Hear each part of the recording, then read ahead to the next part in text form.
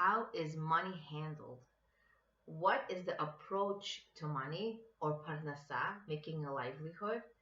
It greatly defines a person. Our sages teach us that the way a person views money or approaches money, the value of money in their lives and how they handle it, greatly also defines their righteousness. And we can think about it in a way where we may have been confused. How do we handle money? What is the purpose of money? Isn't it that the more I have, the more I deserve? Isn't it the more I have, the harder I work to get it? Isn't this true? And isn't my money mine? I'm the one who's responsible to do whatever I want with it because it's mine. If they want it, if they want that much money, they should get theirs. So we learned that money definitely brings righteousness to the fore, really shows us the righteousness of a person. It says in Parshas Vayetze, and he dreamed, and behold, a ladder stood on the ground with its head in the heavens. It may seem that a person establishes his level of righteousness while they're in study. Men go to yeshiva, right? They study, they go to kollel. They're in the walls of the yeshiva, right? They're studying, they're learning to be more and more righteous, more and more great. But that is not how we measure righteousness. In reality, we learn that it is in the subsequent years, in the years that follow, that we learn who the person really is, who the person truly is, by the way they approach money and the value of money after they leave the yeshiva. Many men, or most men, they actually, when they learn in yeshiva and kollel, they get paid for it. It's a certain amount. It's usually not a lot, but that doesn't really judge a person or show how righteous a person is. It is when the person is given their free will, really, after they leave the yeshiva, to really test them and see what is their approach to money. And this is actually helpful to all of us. The lesson we learn how a person handles money is for everyone in all walks of life. The Baal HaTurim, a sage, said on this pasuk, describing Yaakov Avinu dreaming of angels climbing up and down the ladder. I'm going to repeat the quote in the parsha. And he dreamed, and behold, a ladder stood on the ground with its head in the heavens. End quote. And he offers an amazing gematria. The numeric value of the word ladder is 136. It's exactly equal to the numeric gematria of money, 136. In other words, what is it teaching us? What is the connection of the two? The ladder in Yaakov's dream represents the process of spiritual growth. And one of the main tests of whether a person will be great is how he handles money. The ladder is going up or going down. Someone taught me when you're on an escalator, going down, if you're not working hard to go up, you will go down. A person's natural process in spirituality, if they don't work on it, if they don't pray, if they don't try, is to naturally stay very comfortable, stay very, nicely situated, not wanting to grow, being comfortable. And that is actually going really downhill for a person in spirituality. We're not here to get comfortable. We are here to work hard. Now, first of all, certainly getting money, earning money is very important. However, we have to be careful that it does not change our outlook. It does not change our goals in life. Just because someone has left the yeshiva or doesn't study as much, it does not mean that he gets off the ladder of spiritual growth. When Yaakov Avinu saw the ladder in his dream, he didn't only see potential growth. He didn't only see the potential growth represented by the angels climbing the ladder. He also saw the potential for spiritual backsliding represented by the angels descending the ladder. So this most likely points out what might be the primary test when people enter the workforce. Sometimes people enter the workforce and the challenge of learning to earn money with honesty and integrity is truly tested. Not cutting corners and not trying to cheat people, Once people enter the workforce, it's really easy to not act dignified, to be dishonest, and not to act with integrity. People may think that it is better or easier by cheating, but even if they get caught and don't get caught in this world, just imagine, this is my own thought, just imagine the level of stress that had been experienced and exemplified by the person itself, just brought up by the person itself, because they're stressed, they're not going to get caught, they're cheating, that they won't get caught by others, and they won't have to answer for their wrongs. But the truth is, even if a person doesn't get caught in this world, they are for sure getting caught in the next world.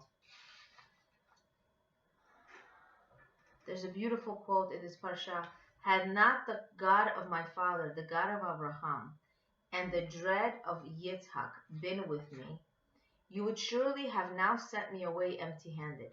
God saw my wretchedness and the toil of my hands, so he admonished you last night." The Midrash in Tanhuma infers from this pasuk that the prodigious merits of Abraham and Yitzhak would only have spared Yaakov from being sent away penniless. But Hashem would not have interfered personally and admonished Lavan, and not to harm Yaakov due to those merits alone. Hashem only interfered in the merit of Yaakov's own honesty in the face of Lavan's consent against his attempts of deception. In other words, Hashem saved Yaakov because Yaakov was honest. Honest. It's not because of the merits of his descendants, but it's because of his own merits. He was honest at work. He promised Lavan, I will work hard for Rachel. I will work hard for her, for Rachel. And he worked 7 years, then 7 more years. And even though Lavan deceived him, it is true that an honest day's work really shows a lot about a person.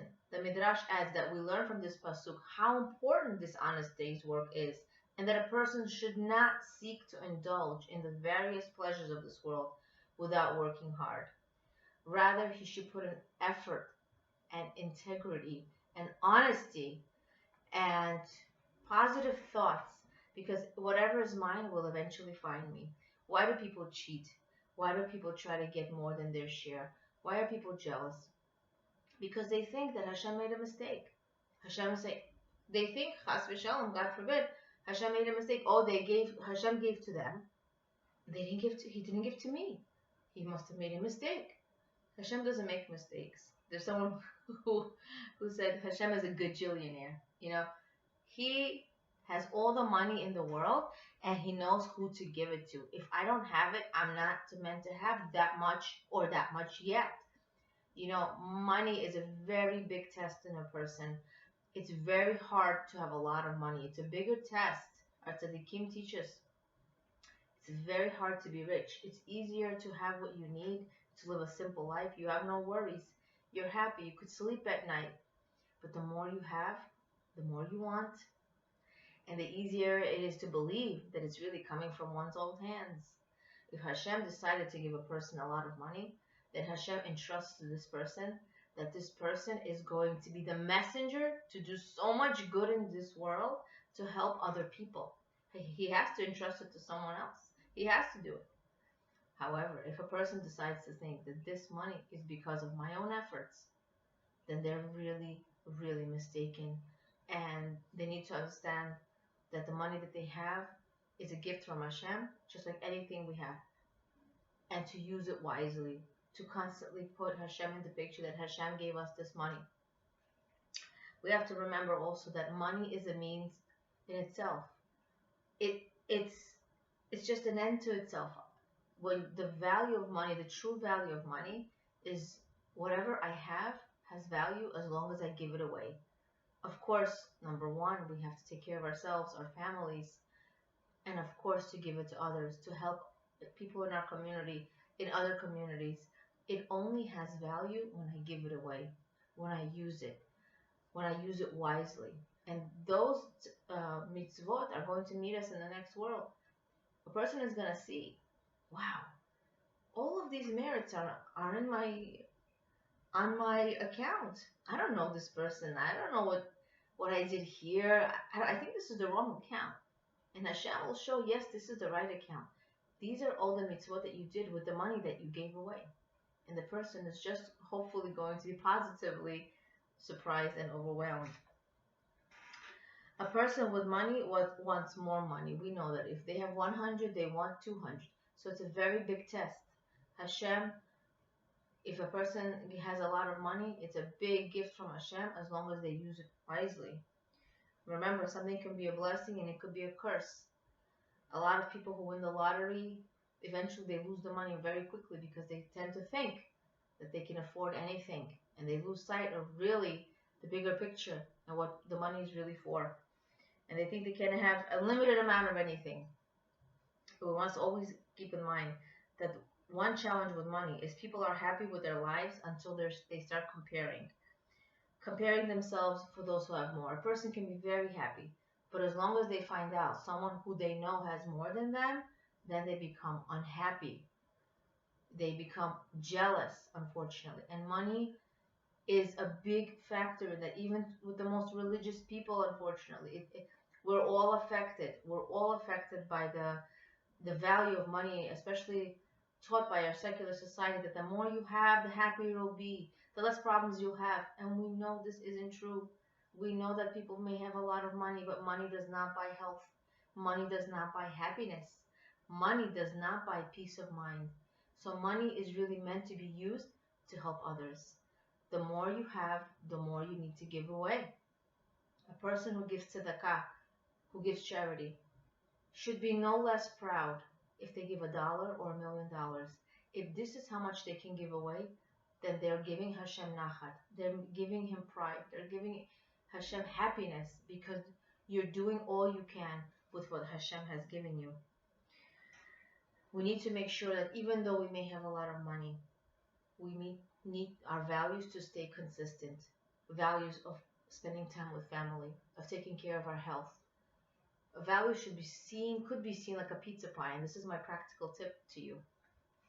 In other words, if one slice of the pizza is spending time with my family, or spending time with my spouse, or having that self-care, making sure I'm learning, I'm growing spiritually, making sure I'm healthy, physically healthy in every way, then the money that I have shouldn't take over all of those areas in my life. I should still make time for my physical health, mental health, emotional health, my family, my learning. It's very, very important. And it's very easy to forget about these things. Very, very easy. Businessmen who become successful, they may think that their success is due to their own doing and efforts. That is true. They are doing a lot. But remember, the outcome is up to Hashem. You can have two businessmen running the same kind of business, and one can be successful and one isn't. And they could be right in the same neighborhood or street, and Hashem really decides the end product. What does a person need to serve Him? Some people need a lot of money to serve Him. Some people need not that so much. Some people need less. Some people need to be in the middle class. It doesn't matter. Money does not show success of a person. Money is there to give away. Money only has value when we give it away. So let's make sure that our values stay consistent no matter how much money we have. This shows the quality of a person, how righteous they are, how honest they are in their work, how much integrity they have. And in this way, we can become not only an enhanced human being, but also respect ourselves, respect the work that we do, and continue to do mitzvot with whatever money that we have. Appreciating the insights of Rabbi Frand on his Parshas Vayetze. And I would like to thank everyone for listening, and hopefully we can all enhance ourselves with any means that we have. Leah Abramov, being and becoming, awakening awareness of your greatness and